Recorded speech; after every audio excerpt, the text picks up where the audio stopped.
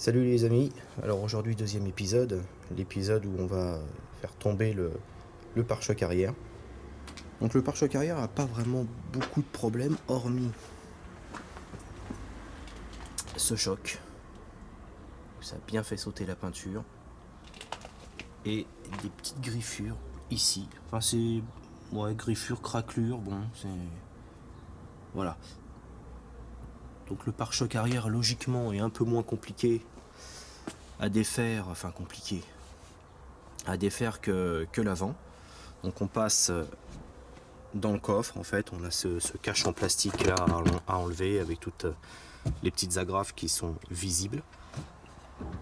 On doit également passer par les petites trappes de visite, donc une ici et une ici. Tu dois ensuite passer par le passage de roue où tu as deux vis logiquement, donc là on voit pas beaucoup. Alors attends, je vais essayer de te mettre un peu de lumière.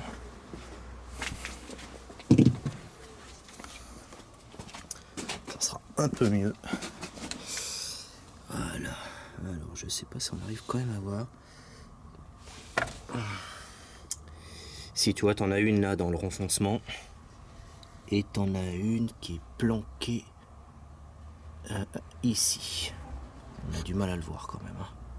Voilà, enfin bref, t'en as deux dans chaque passage de roue. Donc t'es pas obligé de virer les roues pour les avoir. Et en fait, une fois que tu as dégagé ce passage de roue, tu as une vis qui se trouve là et qui va te permettre en fait de décrocher, enfin de dégrafer le pare-choc. Et ensuite,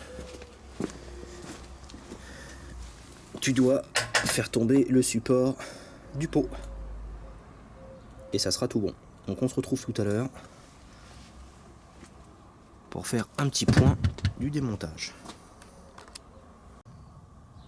Bon, de retour sur le compresseur là, pour le démontage du pare-choc arrière. Alors tu dois te dire pourquoi je filme de l'herbe. Eh bien c'est simple, tu vois, il a bien plu. Et en fait, juste pour te dire que la dernière fois quand j'ai commencé la vidéo, j'ai dû m'absenter pour des raisons professionnelles. Et quand je suis revenu le lendemain pour continuer la vidéo, j'ai eu l'agréable surprise. J'ai dû oublier, je pense, l'éclairage du plafonnier ou quelque chose, j'en sais rien.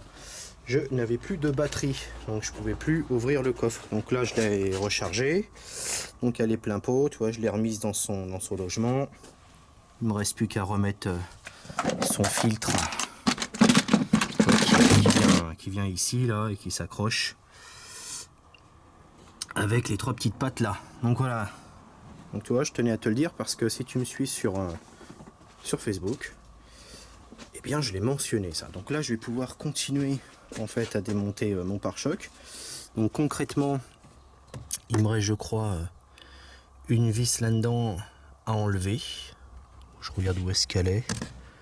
Je crois qu'il en reste une. Et surtout, il me reste les goupilles ici à virer. Une de chaque côté. Voilà. On se retrouve tout à l'heure pour les explications. Bon les amis, ça y est, le pare-choc est descendu. Alors franchement, je me suis fait légèrement un peu chier à cause de ça.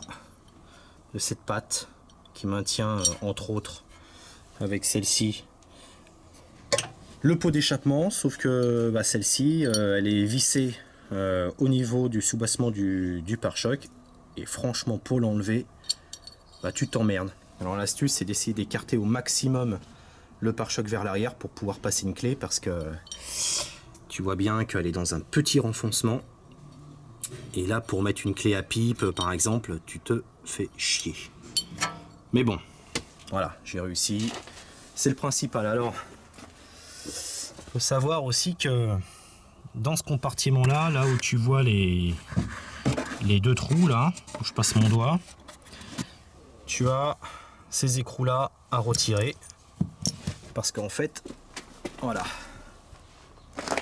tu as cette partie-là qui rentre dans ton pare-choc, enfin dans ton coffre, où sont vissées l'espèce de petites goupilles là avec son anneau.